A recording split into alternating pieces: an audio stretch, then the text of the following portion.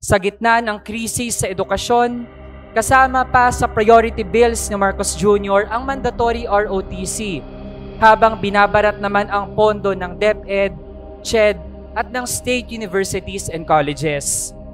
Mr. Speaker, paano aasahang magturo ng disiplina ang mga taong walang disiplina at paggalang sa kapakanan at buhay ng iba? Paano magtuturo ng pagmamahal sa bayan ang mga taong hindi nagmamahal at hindi kumakalinga sa mga pag-asa ng bayan, mga kabataan? Anong klaseng disiplina at patriotismo ang itinuturo sa kabataan kung sinasadlak sila sa abusong pisikal at psikolohikal?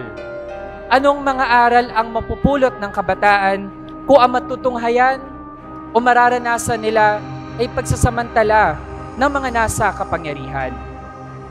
Dahil dito, tumitindig ang kabataan na ang pagtutulak ni Marcos Jr. na ibalik ang mandatory ROTC ay magpapalala lamang sa kultura ng karahasan at impunidad sa mga campus.